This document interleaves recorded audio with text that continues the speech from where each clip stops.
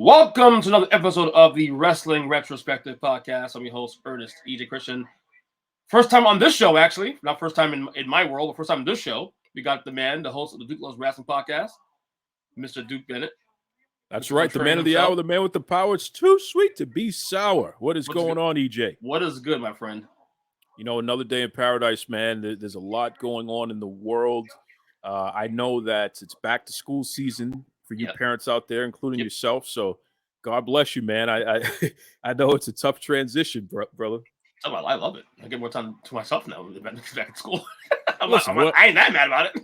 but there's more traffic out there. You know, everything shifts. That means that the season's shifting and all that. But I am blessed to know that my kids' school's literally across the street from my house. Literally across the street from the house. Oh, wow. So I'm lucky in that way. You know, I don't have to worry about, like a long trek with traffic. We got traffic to deal with it, in the school itself. But in terms of, getting to school, we're good. We're good. So this is interesting. So if your kids have school literally, across the street, that close, you can see the building basically from the house. More or less, yeah. How often are they late to school? See, because this is a thing. Yeah, late too. Yeah, because my damn kids want to wake up in the morning. Like this morning, my oldest son stayed in the bed till 7:40. Like, dude, you have class in 20 minutes. Get up. Let's go. And he's taking the sweet ass time getting ready. I'm like, dude, what are you doing, man? Listen, I don't worry. I got time. It's only going to take me a minute. You got kids, right? No, not yet. Knock on wood. Oh my God. Knock on wood. Ain't that bad, don't do that to me. It's kind of fun. It's kind of fun. Anyway, reason on the show today, this actually stemmed from a conversation we had on my podcast, my regular podcast, Earthing Podcast, of course. Check it out, all podcast catchers. We had a conversation the last time on the show about a month ago. We were discussing Honky Tonk Man and why I believe his IC title reign was probably the most underrated in the history of the company. And of course, you went so far to say he's the greatest of all time, whatever. So it influenced this idea now for us to do a whole top 10 list of IC champions. So, of course, this is the Retro podcast. We're going to talk retro wrestling here. We decided let's list our top 10 Intercontinental champions of all time list. So, without further ado, as Kenny Omega says, who's number 10 for you, Mr. Bennett? Well, number 10 is definitely the scumbag himself, Chris Jericho. And I want to, put this out here. I'm not a fan of Jericho. I used to be. Then I found out about some of his antics in wrestling and the way he's mistreated some people. So, I don't respect the man as a man, right? But as a performer, and if I'm only objectively looking at his contribution to pro wrestling, I feel like Chris Jericho had elevated the Intercontinental Championship during a pivotal time in wrestling history each time he held the championship. And so much so that I have to give him the number 10 spot. No question. I'm not surprised because he does, if I'm not mistaken, have the most reigns as IC champion in the history of the company. Yep. No surprise that low. No surprise.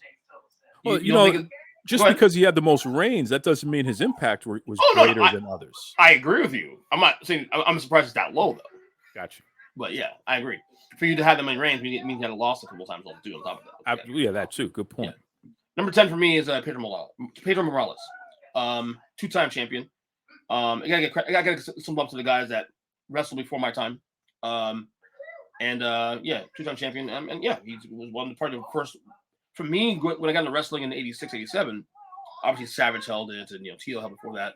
But to me, the first legendary name that came to mind, other than Pat Patterson, was Morales as a holder of that title. So gotta give him credit for that one. So Pedro Morales number 10 for me. Pedro Morales is a name that, unfortunately, history has not been kind to. What do you say that?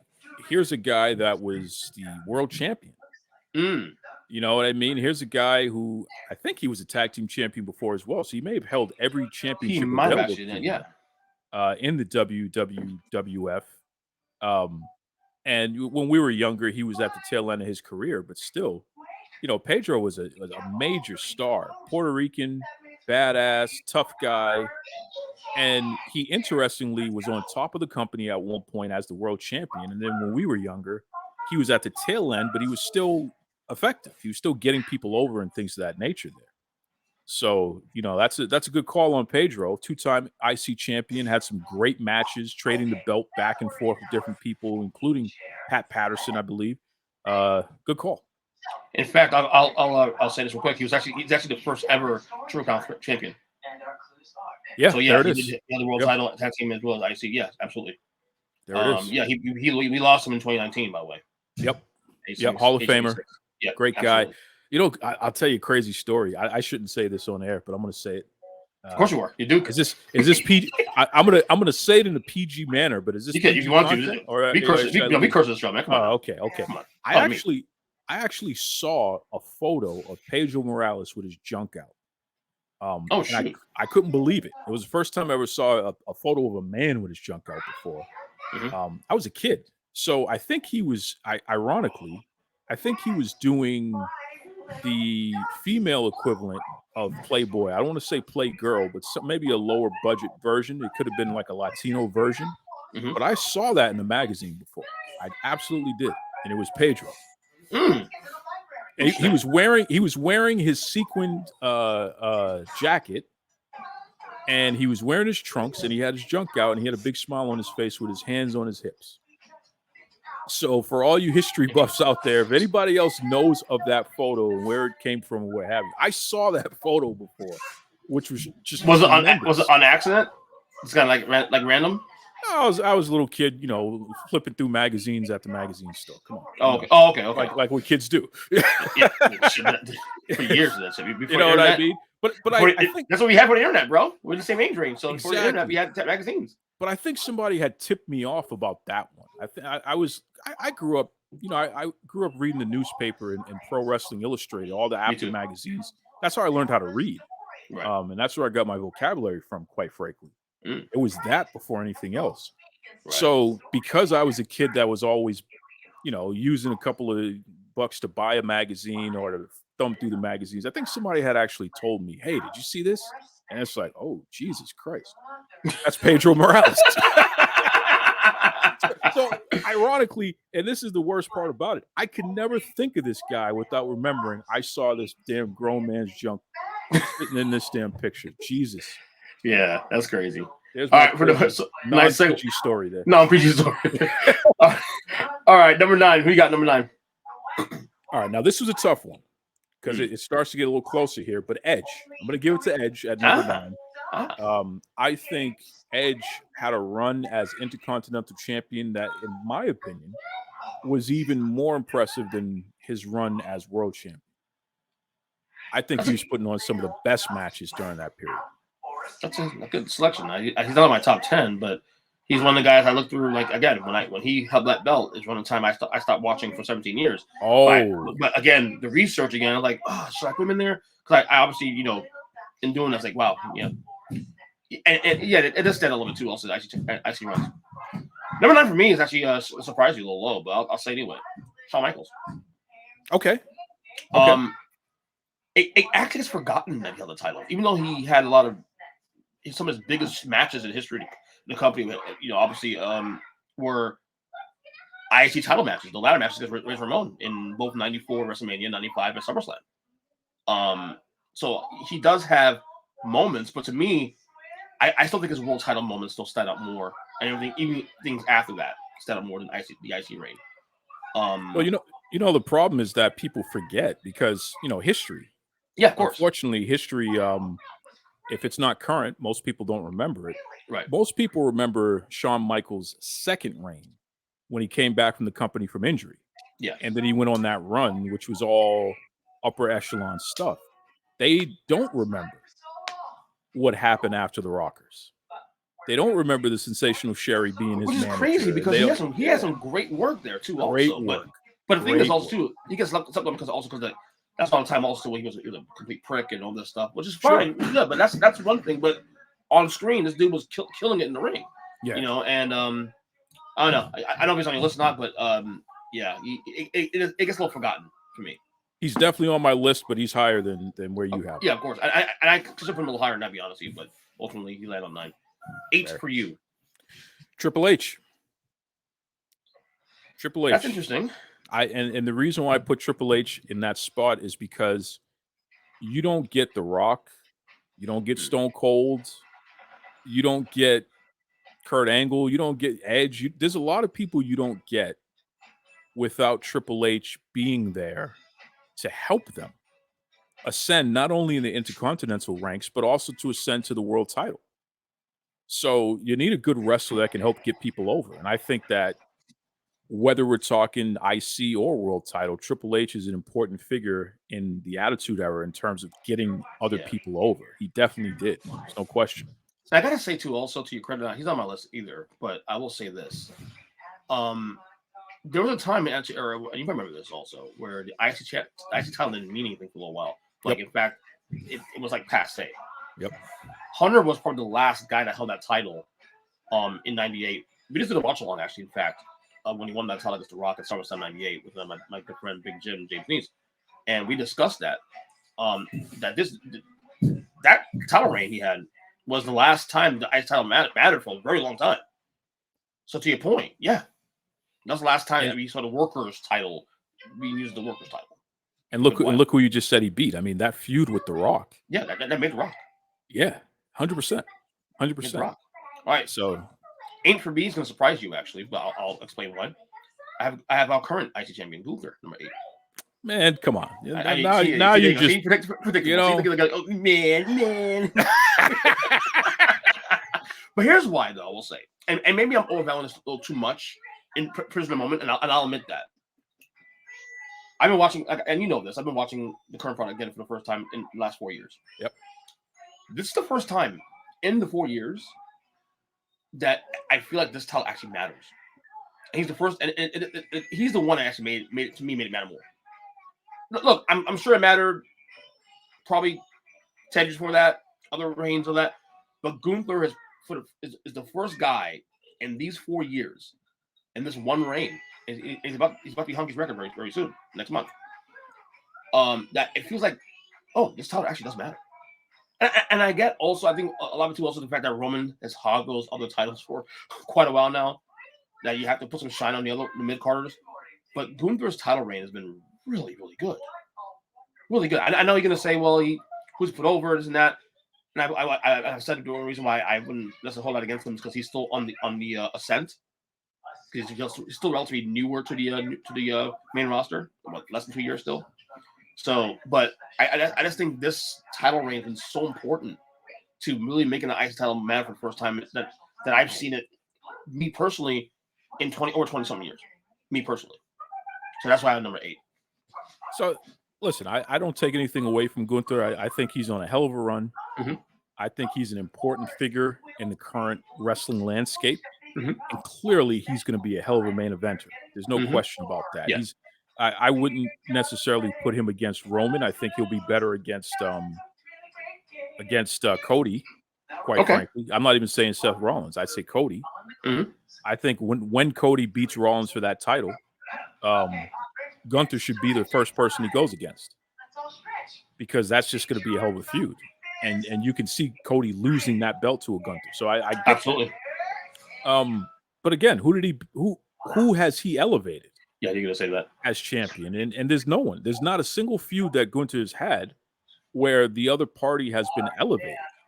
He's being elevated by other people, right? But to your point, though, and I agree with what you're saying there. But to me, it's a different dynamic here when he's the one on the ascent, though. He's still not a made man yet. He's becoming a made man. So that he can't be bigger than everybody else in history. Not history, but I'm just saying you are putting them in history. You're saying top 10. Well, and I admit it. Prisoner Moment here too. Well, I admit this too. Also, the guy, it's an incomplete. You know what I mean? Like, you're right. And I admit it. Prisoner Moment. It's also the fact that he's made this title matter in a way no one else has made in 4 years for me. I will give you credit because you did take time away, and that is a major part of your story as a wrestling fan. Right. And I think that's important because if you're only talking about the past 4 or 5 years, then you missed one of the greatest Intercontinental title reigns ever from The Miz. Well, and we'll get to him later on my list. We'll get there. But it's like, what Gunther's doing doesn't compare to that because The Miz actually got people over. Oh, we'll get there. We'll get there. Believe me, we'll get there. Fair enough. Number 7 for you. Double J, Jeff Jarrett. This is interesting because he held those titles in a time where I didn't feel like the title that mattered. But it's interesting you put him in there. They didn't matter as much compared to other people on the list, but you got to remember, Jarrett put over China. Jarrett and D'Lo Brown had some fantastic matches. When you really start peeling back the layers of who Jarrett feuded with, there's some bust-ass matches there. Yeah. And these were IC title matches. So it may not have mattered as much as some of the other people on the list, but Jarrett kept things together well enough to keep a balanced card whenever he was on the card as a champion. So that's his point. And to his credit, he made me actually made me hate him so much at that time too. Also, we were supposed to do the first place. So yeah, I'm with on that one. I just did the last minute change on my list here. I'm supposed to speak my list as I go through this. I am. I really am. 7 is Mr. Perfect. Kurt Hennig. Okay. Yep. I actually swapped 7 and 6 actually a while ago. You'll see why. So when you have Savage, Honky, Warrior, Rude, Warrior again, and Warrior elevates that title, to where it felt as important as the world title. He obviously wins at Mania 6. Title's vacant. Perfect wins it. And for him to still, even after that, to make this title, keep this title hot, even after Warrior gave it up, after winning the world title against Hogan in Mania 6, I think it's a big accomplishment for him. Yeah. Because one can argue that Perfect should have been the guy in Mania 6 facing Hogan, not Warrior. Because he was actually probably the biggest heel at that point in the company in 89-90. And his feud with Hogan was actually pretty underrated, actually. Absolutely. Hogan would tell you that. Yeah. So for Perfect to at least slide into that IC title reign and keep that thing relevant for another year or two, he won a title, lost it to Von Erich at SummerSlam, going back months later. Perfect had one of them really, really good title reigns for a good. He had 2 of them actually, but the 2 reigns were actually really, really marked. And I really enjoyed it, and I just thought he gets. I don't know if he gets overlooked because people do recognize it, but at the same time, I just think that his work in the transition and keeping that IC title as important as it was back then is an accomplishment itself. That's why I'm number 7. Good call. I don't take anything away from you, and I'll just leapfrog, and my number 6 is Perfect. There you go. And for every reason you just said, and I'll add to that, it was very rare that anyone on the card had a better match than Mr. Perfect. Just back then. Especially when he was the IC champion. Mm-hmm. No one was having better matches. So when we talk about quote-unquote work rate and all this nonsense that people like to throw out these days, that's the real work rate right there. Kurt Hennig, that run, I mean, Bret Hart, you can give him all the credit in the world that you want to give him. Mm-hmm. But if Hennig would have stayed healthy and, his body fell apart and he had to take time off and cash in on his Lloyds of London and all that stuff, had it not been for that, I don't think Bret Hart would have been as big a star as he ended up being. He certainly would have definitely stunted it a little bit. Yeah. He would have stunted it a lot. And I think Hennig would have eventually become champion because he was such a good heel that it would have made sense. Yeah. And Hennig also, to your point too, also, we talk about like the IC title being the workers champion. Yeah, he was literally the embodiment of that. Absolutely, without question. Yeah. I swapped this guy at 6. We would have had a match for it. Had I kept it. But I had Razor Ramon, Scott Hall at 6. Okay. And the only reason I even changed it was because those 2 matches against Shawn Michaels at Mania and Mania 10, SummerSlam 1995, is the only reason I put him ahead of Hennig. Those 2 ladder matches were out of this world. You're valuing 2 matches. What are you talking about 2 matches? Yeah, I am. So those matches are so huge historically that makes this one champion greater than everybody else. If I sat into the list of EJ's top 15, 20 matches of all time in WWE history, those 2 are probably in the top 10. Okay, but those 2 matches just completely outshine everybody else's title reign, other than the couple of people above him. I guess I'm listening. Right. I'm just qualifying what you're saying. And he held the title 4 times also too on top of that. This is the guy. This is the guy that should have been in the world title picture. I think Vince bungled this one, honestly. You know, in a time where you needed stars at top of the card. I wasn't a big Diesel guy personally. I think Razor could have been a world title guy, and it would have worked. But Vince refused to pull the trigger on that one. I think the substance abuse issues could be that what took him out. Could be that. I don't think there was a lack of confidence in his ability to get the job done, but the substance abuse made it impossible.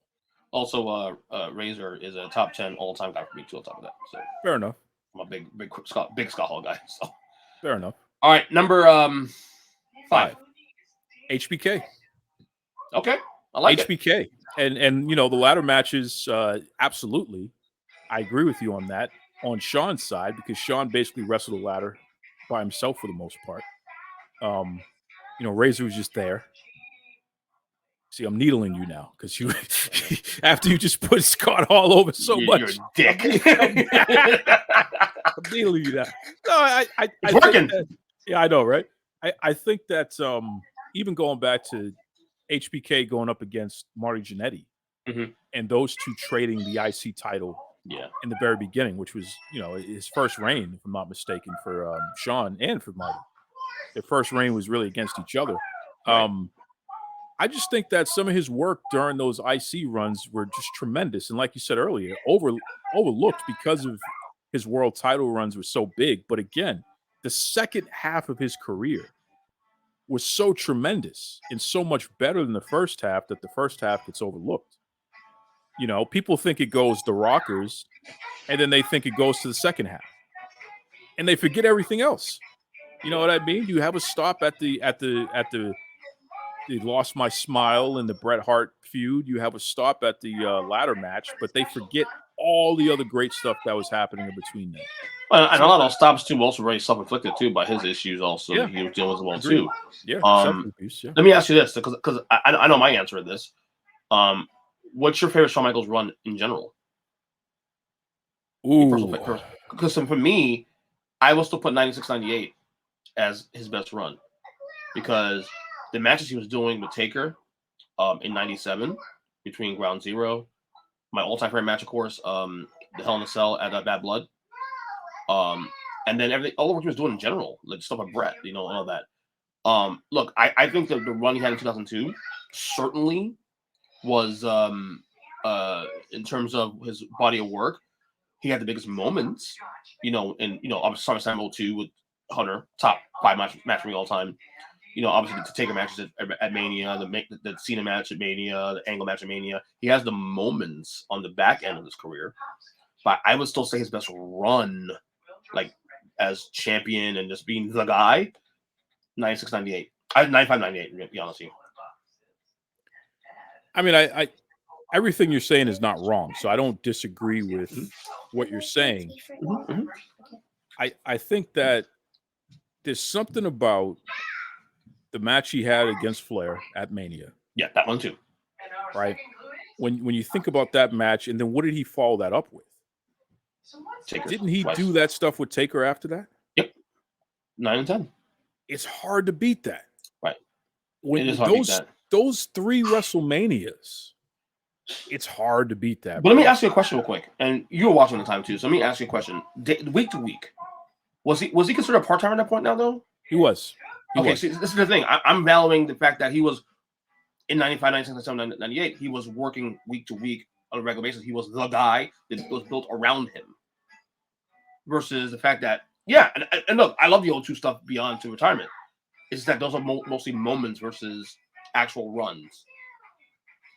Well, those are runs. I mean, he was still having matches. I mean, he kicked Shelton Benjamin's face off. I mean, you can't forget about that. Yeah. You know what I mean? He was still having a hell of a match. It's neck and neck. Like, to me, it's my favorite run. My favorite run is I understand. Like the DX. Like I'm not a DX fan at all, except for the original with Hunter, China, and Triple H for the first those couple months before he went away for 4 years. That doesn't me. I'll put it to you like this: I was not a Shawn Michaels fan after his run with Sherry. Right. Once she stopped being his manager, I kind of soured on him. Okay. I didn't pick him back up until that run, Flair, Undertaker. Oh, that late? That late. So Wow. everything he did in between that, I respected, but I always rooted against him. Yeah, me too. He won me over because I understood his body being broken and battered. I understood the fact that, quite frankly, he shouldn't be operating at this level at this point because of how beat up he is. Right. It makes perfect sense. It does. All right, 5 for me. The guy you love very much. Just joking. Wink, wink. Chris Jericho. All-time 9-time champion. But I will say this much though, his title reigns are not very memorable though. Because again, those early reigns he had were at a time where I consider those the title not as important. Well, he was trading the title back and forth too. Yeah, you had guys like Benoit, you had Guerrero. You know, when you start looking at the competition, Christian, who were the people that were in the IC ranks at that point? Right. You know what I mean? So the belt actually, if you look at Chris Jericho's title reigns and how long he held the belt during those periods, the belt was moved around a lot. Yeah, it was. It was being flipped around like every couple of weeks, every couple of months. You know what I mean? There was no year-plus long reigns during that period. Yeah. So I get it, but it's important because, again, the matches themselves were good enough to balance the card. Yeah. And everybody can't say that. Right. You know? And he's held the record 9 times. So not giving credit for that. Number 4. Dad, are you using a notebook? Oh no, yeah, this one. There you go, buddy. Sorry. All right, so just so we're clear, EJ literally stole his kid's notebook to do his list. No, he stole my notebook. Right? I always take my notes when I'm doing podcast. What are you talking about, bro? My notebook. Yeah, where's mine? Exactly. Get him, Junior. Get him. Number 4. Number 4, Bret the Hitman Hart. Wow, that's high. Absolutely, 100%. Let me tell you something. I am a guy that is always talking about who did you make? You know what I mean? Who did you elevate? What are the quality of the matches? And when you look at what Bret Hart did with Mr. Perfect, when you look at what he did with the British Bulldog, when you look at what he did with Roddy Piper, when you start going through the list, even him and Shawn, when Bret was Intercontinental champion, they had their battles. 1, 2, 3 Kid. That's true. You know what I mean? So when you start going through, even before Bret became the world champion, it's like, dude, that IC run was some of the best wrestling you ever see. No, it's funny. I forget that because he only top once, I think, only. Because they he held more than that. Did he? You sure about that? I thought it was only one time because he became world champion like pretty much. It must have been a long time because I remember Bret being champion for a while. So he held it. Maybe it was twice because he won in '91 SummerSlam. No, it's twice. You're right because he beat Roddy at Mania the next year. Yeah, but then he dropped it to Bulldog. Right.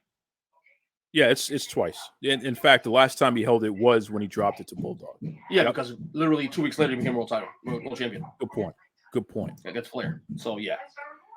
Good point. He's not on my list, but in hindsight, maybe I should put him on there. I don't know. We'll see. Dude, for me, I'll tell you. Well, hold on a second. I'll tell you this. Go ahead. I didn't realize he only held the belt basically for less than a year. Yeah, because he became world champion. He combined reign. But that's all because he became the guy literally weeks later. But what does that tell you, though? That year was a hell of a year. And it's why that's why he's to me he's a top 10 guy all time. Yeah, in a company. Yeah, agreed. We'll probably I'll do another discussion on that in the future about Bret Hart. But yeah, he actually becomes more underrated. When you start realizing these things here, he becomes more underrated actually. Well, Lavelle Porter, who was a writer for WrestleZone, lifelong friend of mine. Literally, we've known each other since kindergarten. Really? If you want to get him riled up, just say Lavelle. Bret Hart is not as good as you say he is. Oh, is he Bret Hart? Lavelle Porter will literally throw hands over Bret Hart. My boy Big Jim would too. My boy Big Jim on the show. Okay, The same thing also too. Yeah. So there are Bret Hart stands. Yeah, absolutely. who He's a great worker. He deserves it. Yeah. I give Bret credit. Yeah, and Number- I love his number- wife too. His wife is beautiful. Yeah. Number 4 for me is my all-time favorite wrestler. You already know who he is. Randy Papa. Not from Randy Savage. Okay. The one reign he had. The one reign. That lasted a little over a year, from 86, February 86 to Mania 3, 87. It could be argued as one of the single greatest reigns of all time. Could be argued. I'm not saying it is, but it could be argued. Sure. Because to me, that was the first time I think really in WWE history where I felt like even though there was a clear 1 and 2 in the company titles and all that, that's the first time I felt that the IC title really felt like, okay, it means something now. Now it means something. Like, it's not the world title, but the clear number 2, and yeah, it means a lot. And I feel like Savage was the first guy that made it feel like a big deal. He had great matches, of course. Obviously, the Steamboat rivalry with George Steele, rivalry with other guys, even San Martino. Savage looked like a world champion without having a world championship belt. That's the funny thing. As a heel, too, especially as well. So yeah, I think that's top 5 reign all time. The one reign, only one time. All you need is once, because after that, a year later, he's world champion. So Savage number 4 for me. Yeah, that's a good call for all the reasons that you said. Yeah. It almost felt like there was a promotion within the promotion. Correct. Because of that, right? Correct. So you didn't have to necessarily flip the channel because you were going to get the best of both worlds, all on one card. Yeah. You get the spectacle of Hulk Hogan and whoever he's battling, and then you get the highest quality pro wrestling that you're going to see with Savage and whoever he was taking on. Correct. And oh, by the way, unlike the NWA, which had flair, you had far better storytelling. Yeah. In terms of the soap opera aspect, I'm not talking storytelling so much in the ring. I'm talking the storytelling, the overacting, the literal. Everybody can understand this and get emotionally wrapped up into this because it was a soap opera. It wasn't a real fight. Really interesting stuff there when Savage was champion. I agree. Good call. All right, number 3 for you. Number 3 for me is a guy who arguably could be higher, The Miz. Aha! I don't see how The Miz can't be in somebody's top 3 for greatest Intercontinental champions, because when you talk about making that belt matter at a time when it did not matter, I don't know if anyone in history did it better than The Miz. And we're talking about Macho and what he did and what have you, but The Miz did it multiple times. Yeah. You know what I mean? He made it matter and then lost it. And then years later wanted to get it, made it matter again. It's like, this guy is incredible. You know what I mean? So and the best part is he elevated every single person he was ever in the ring with as he was champion. Can't beat that. I can argue The Miz right now might be a top 5 mid-carder all time. But see, you disrespected him when you say mid-card. No. But again, we look at mid-carder as though like, oh my God, it's a bad thing. No. What have we said in this podcast for many times now? Mid-cards matter because you can't build a company without having a foundation there. Like, even though you have your top guys, like, case in point, WWE back in 94, 95, 96. Part of the reason why they failed a lot in that time, in addition to like a lot of drug issues, all that, they were so top heavy that everybody below Shawn Michaels, Bret Hart, Diesel, Taker, it was trash. They didn't have a real. They did not have a real mid card. You need a mid card to be successful. Okay, Savage came from the mid card. Guys like him, perfect. These guys we're listening here, all mid card guys before it became world champions. Mid card matters. Like Jake Roberts is arguably top 5 also mid card in the history of wrestling. The mid cards absolutely matter because they build you up. These are the tools that build you up to the top of the card, possibly. And the Miz got he wasn't obviously the greatest top guy in the company, but he had moments. He got some moments out of that because of the work he did in the mid card. And to me, I don't think it's an insult at all. I think it's understanding the value of where you are. And I argue being a mid-carder is actually more challenging than being a top guy because it's You gotta find ways to stand out, and the Miz have done that. Has done that for almost 20 years now. The Miz is ranked higher and means more overall than Seth Rollins, than obviously Drew McIntyre and Sheamus, Lashley. I start going through these names. They're not the Miz. I think the Miz is, you got to give him at least an A or an A minus. Yeah. He's not A plus. He's not Roman Reigns. Right. He's not Brock Lesnar. It's not Cena. He's not Cena. I think Cody has the potential of becoming A plus.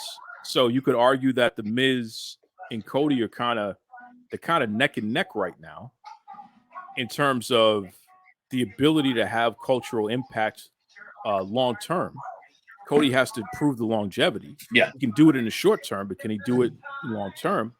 So to call him mid card, it kind of hurts because it's like Miz doesn't have many equivalents.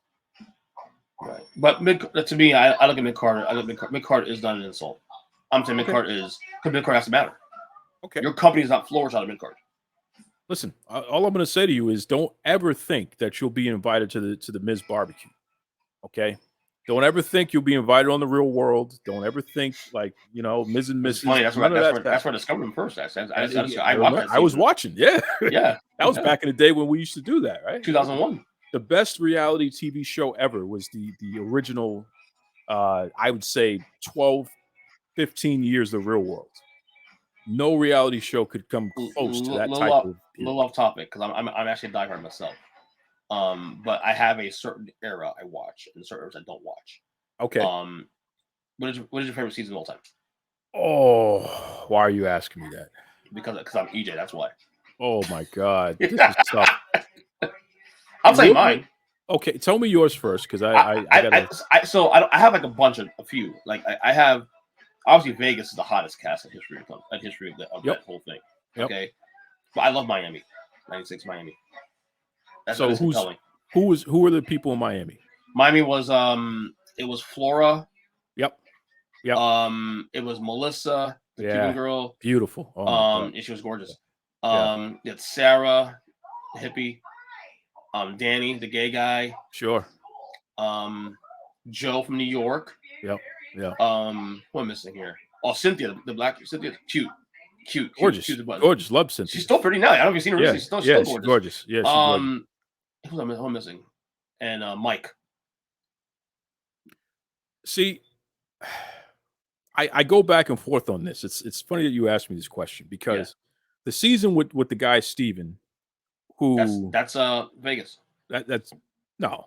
Wait, Black Dude Steven? Yeah, Seattle. Black Dude Steven. Seattle. That's Seattle.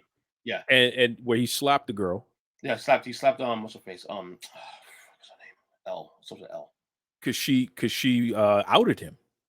Which is funny because he is gay. He is gay, but he wasn't ready to come out, and she outed him, and he slapped her. That was a tremendous moment in reality TV history because it's like, whoa, so that season was tremendous for me. The other season that really I have to go back to is the one that had your boy David in there. Come and be my baby tonight. Oh yeah. Okay. That's New Orleans, 2000. That's New Orleans, and that was a groundbreaking season too. Because here's the thing: I like the grittiness of the Real World, especially some of those seasons. I like the grittiness of it because I know that I'm watching something that actually is as close to real as you can get. So even the first season, those folks had no idea what the hell they were doing in the second season. By the way, Irene's her name, by the way. Yeah, Irene, that's right. But the first couple of seasons where these folks were trying to figure out what they're supposed to be doing because it was so ridiculous and it was so raw because of it. People threatening to kick each other's ass and all kinds of things. Yeah. It's just like, but you know what? We're missing that from reality TV now because everything is so commercialized. I can forget you're a big TV guy. Absolutely. You gotta talk about that more often. Huge TV. You know what though? TV kept me out of trouble. Good stuff. If it wasn't for TV, I probably would have been in a lot of trouble as a kid. So, by the way, Boston is the most probably underrated season also too. Boston season 97. I couldn't stand it. Really? I still can't stand it. You know why? Why is that? I didn't feel like it was a good representation of our city. As somebody who lives here, I felt like they could have done a better job of showing the city. And the guy who was from here was so emotional and ridiculous. Remember, he was crying on the phone because the girl was breaking up with him. I think his name was David as well. No. See, so to your point, the guy David, he was in the Seattle season though. He was in the Seattle season. That's right. That's right. Terrible representation of Boston. But the guy from Boston who was on the Boston season sucked as well. He was worse. Well, CT was part of the Boston. No. CT wasn't there. CT was in another season. No. CT's from here though, right? Yes, he is. CT's from here. I don't think there was a Boston guy though in the Boston season though, because he had Cyrus. I thought there was a blonde-haired Boston guy. Jason's not from there. Jason, Cyrus, and the Republican dude Sean, who married that chick from Fox News eventually. Rachel. He's a lunatic. Yeah, he's a lunatic. Yeah. It's none of them from Boston actually. No. Man, I could never beat you in a trivia when it comes to the real world. That's just not going to happen. This that era. You know what? You know what? On the next podcast, we'll do a nice little deep dive on that. There was a girl. Well, hold on. Let me just give you this little tidbit. There was a girl named Ashley. I think it's Ashley Feldman, who was on one of the seasons of the Real World, and she actually played basketball at Northeastern University. Mm-hmm. She's still here. She actually is on the radio here in Boston, and she has a morning show that's been one of the more successful morning shows. Ashley Feldman. Ashley Feldman. She's probably in later year. New Orleans. Probably the second New Orleans they did, not the first one. Yep. Because the first one didn't have Ashley. 2010. New Orleans 2010. Right, there you go. All right. She's still a big celebrity here. Oh, nice. Okay. All right, 3 for me. Honky Tonk Man. I don't know why you have to be so disrespectful. You need to relax, okay? All right, I don't know why you have to be so disrespectful, but I get it. You just I gave him top 3 billion. Clicks. Wait, I'm just that's funny coming from you, actually. Right? That's funny coming from you. Top 3, and I'm disrespecting him. I put guys over like Savage, guys like Jericho, guys like HBK, and I'm disrespecting Honky Tonk Man. Shake, rattle, and roll. No, for real. We know where you have him ready. You already teased us on my podcast like weeks ago. But Honky, dude, I'll say it again. Honky's one reign, like Savage's reign. And I think where I put him with Savage, especially his reign with Savage, the fact that I think you value one thing else, getting guys over. He got 2 guys over that became world champions like literally after that. Yeah. After the feuds. Got him ready. Savage. Now Savage was already over this point, but him feuding with Savage got the babyface run for him set up. Obviously Hogan polished it, but Honky and him going at it at the later part of 87, early 88 solidified Savage's run. And then the surprise of all, losing the Warrior literally today, 35 years ago. Today, wow. 35 years ago. Wow. On Michael Jackson's 30th birthday. In fact, beat Ultimate Warrior, surprised him and beat him in 30 seconds. And Warrior was a made man that point. Warrior was made from that point on until he was not. So, Honky has got credit for that. Now, obviously, everything around that, it wasn't much around that after that, but the one title reign, I can argue, the most important IC title reign in the history of the company. I'll just say that. And because of that, you rank him so low. Yeah. I mean, the disrespect is tremendous. I'm just going to say that. You'll be okay. You'll be okay. The disrespect is tremendous. It just, I don't know what to do with that. Okay. I may have to sue you for it, but we'll figure it out. I'll ask Rob that question when I see him again. Rob is going to give some long-winded, nonsensical answer that's going to result in the Honky Tonk Man not being given the respect that he deserves. I know that. He actually agrees he's definitely up there too. He does agree. Oh, okay, all right. As long as he agrees with me. I don't have number 1 though. We'll discuss it later on. Number 2 for you, buddy. Who you got? Well, I'm going to tell you, it's not the Honky Tonk Man. Obviously, okay? I'm gonna just put that out there so everyone knows. I'm not the one who's going to be disrespectful. I will say though, it's Pat Patterson. The first one, right? To not put the first Intercontinental champion on the top 10 list is a atrocity. It's a crime against humanity. It doesn't make sense because Patterson made this brand new title that could have gone away actually matter. Mhm. It's still here to this day. Now think about how many championships have existed in the WWF throughout its history, and yet the Intercontinental Championship still exists, and it's not one of their original titles. That tells you everything you need to know about how successful Pat Patterson's experiment with that title was. So yeah, man. And you got people on here who feuded with him for that belt. So Pat Patterson all the way. Number 2. Right. Yeah, I'm a criminal then.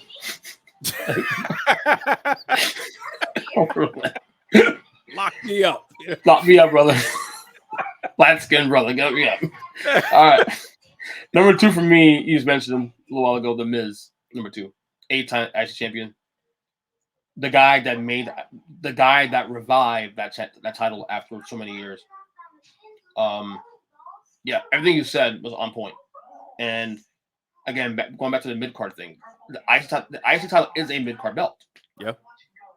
He made that matter for the first time in many years that we didn't see that. So you got to give him credit for that. And he's held it 8 times on top of that too. So you said everything I need to say about The Miz. Obviously, that was easy. Number 2 for The Miz for me. Fair. We already know your number 1 is. Yeah, Honky Tonk Man. No one has had a more significant title reign. You already said it. Honky Tonk Man, 100%. Number 1. No one will ever be more important to that title in its history than Honky Tonk Man. Mm-hmm. So that's an easy one. I'll Shake, say, rattle, and roll, baby. I'll say this much in your defense. That's the greatest single reign in history of the company. We'll say that. The single reign. That's deep. Is that Honky reign from 87 to 88. That's deep. If I took one Pacific reign Yeah. of a championship run, that's the one. That's the one. Yeah.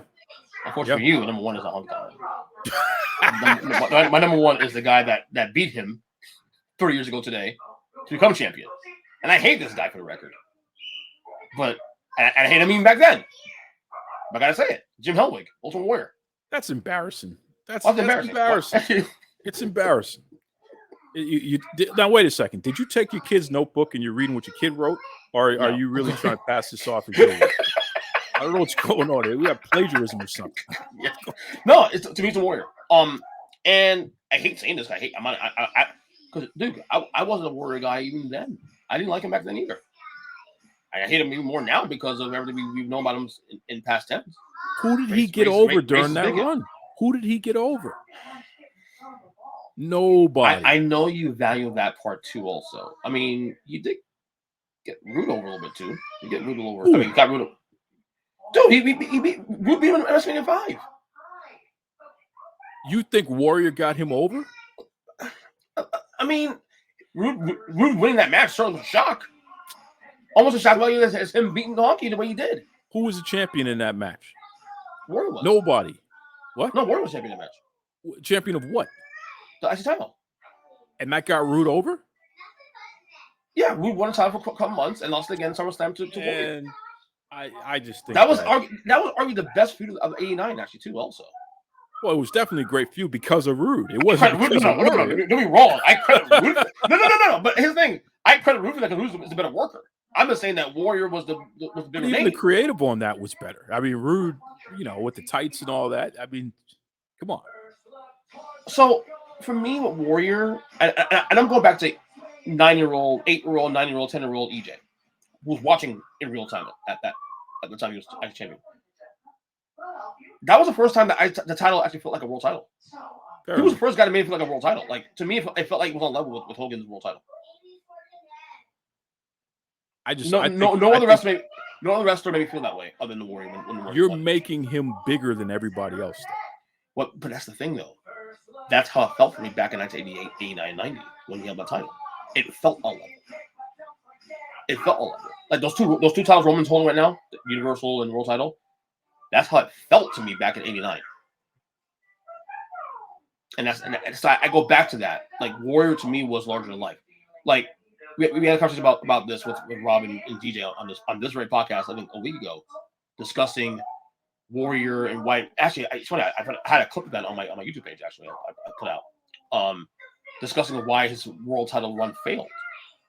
And we went to the deep dive about like, okay, so Savage and who's the better number 2 and all that stuff. Savage always felt like, even as champion, a clear number 2 beyond Hogan. Mm-hmm.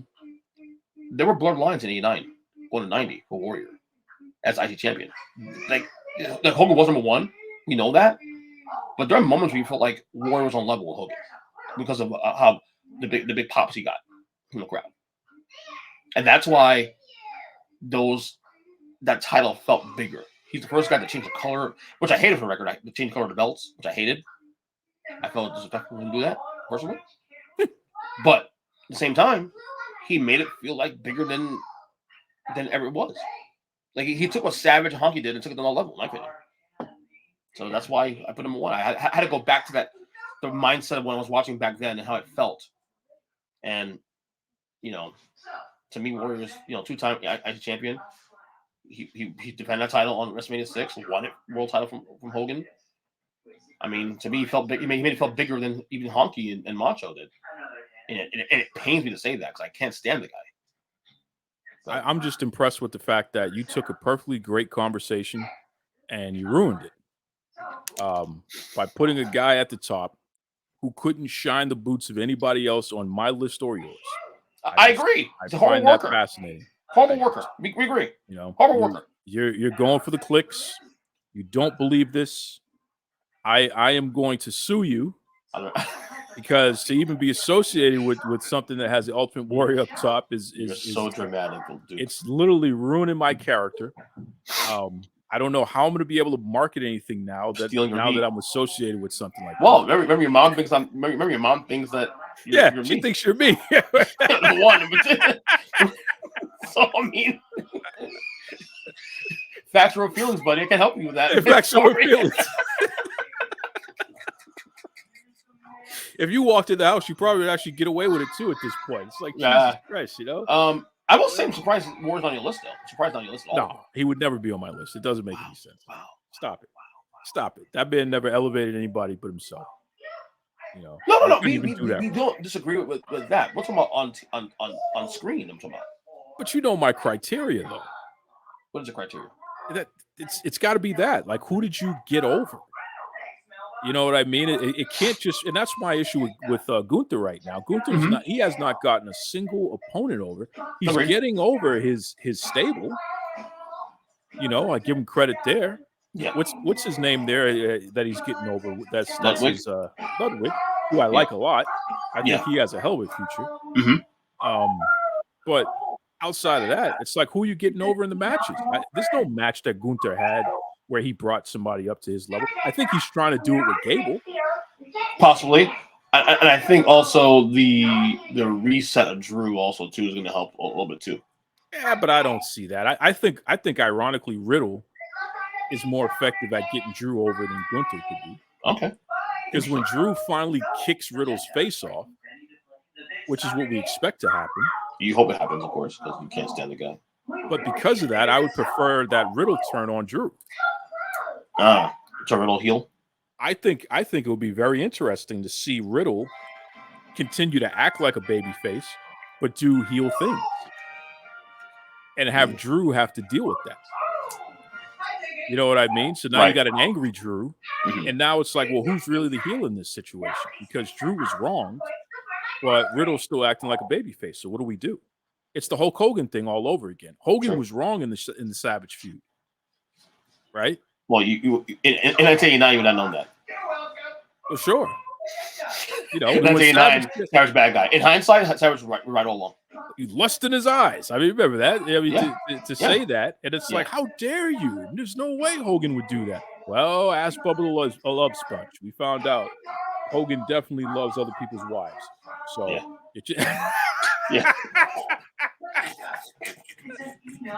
Anyway, before we get out of here, read off your top 10 once again, 10-1 to the listeners. You want me to go from top to bottom? Okay, so Honky Tonk Man number 1, Pat Patterson number 2, The Miz number 3, Bret the Hitman Hart number 4, HBK number 5. Oh wait, who did I say was number 6? What just happened? I thought it was perfect. Yeah, Mr. Perfect number 6. Yeah. I don't know. Yeah. For some reason, I erased that as we were talking. Yeah. Number 7. You probably try to change it like I did. Oh, please. Numbers. Maybe you changed it on me. Oh wow, really? Yeah. You have my notebook now? No. I know, right? Yeah, that's what happened. Your kid gave it to me. Right. You thought I was you. Yeah. So Perfect at number 6, Double J at number 7, Triple H at number 8, Edge at number 9, and Chris Jericho at number 10. All right, this is wrong. Just joking. Wrong. No, as for me, my top 10, 1 through 10, number 1, Ultimate Warrior, 2, The Miz, 3, Hung Top Man, 4, Randy Savage, 5, Chris Jericho, 6, Razor Ramon, 7, Mr. Perfect, 8, Gunther, 9, Shawn Michaels, 10, Richard Millars. Go through your list real quick. If we had to go through your list and change anything last minute, what would you change? Jericho. You selling lower? I could make an argument based on what you said for Savage. Higher? I'd put Savage down and take Jericho off. Oh. You take Jericho off this completely? Yeah. I could see, that argument would make sense. You had Savage on the list, right? I know you didn't have Savage on the list. Yeah. You did. Oh, no, 5. I didn't have Savage on the list. No, I didn't. Oh, okay. Just making sure. Nope. That's terrible. He didn't make the list. He didn't make the cut. Dude, that's terrible. In retrospect, Jericho would be the one to get bumped off in favor of Savage. For me, I might consider Pat Patterson again, like you said. Other than that, I might put Bret Hart back on this list because he made my original list. I might actually agree with you on the Gunther thing though, but as I admitted on the podcast, Gunther was also a prisoner moment selection. Sure, I admitted that. So if I had to go all again, time, bro, this is all time. Come right, on. but he's having a really, really fucking amazing run. I might put Bret Hart to take up Gunther, or maybe I'm looking at the names that I may have forgotten. What about Goldust? Nah, that's kind of fun though. I thought about it, but nah, it doesn't. It doesn't work. It doesn't work. What about your boy Ahmed Johnson? Absolutely not. Horrible worker too. Who the hell did he get over? Nobody. Not even himself. Right. Nobody. Yeah, but this is good. We should do a world title one. Top 10. You and I. We could do it. World champion. WWE world champion. We can do it. We can do it. I think that'd be more challenging. That would be controversial. Well, of course, you're saying it. Of course, I'm not a controversial guy. Come on, me. And if you want to see more controversy, follow this guy Duke Loves Rasslin on Twitter. Facebook, podcast, all that. Yep. Yeah, Duke Loves Rasslin podcast, of course. Great show. All that good stuff, man. Duke, thank you as always for coming here and trying to shake things up as you always do. I mean, listen, man, at this point, you're canceled so many times. If Sean Ross Sapp ever sees you out in these mean IWC streets, just know that you're in trouble. Okay? As always. Good job, brother. Thank you, man.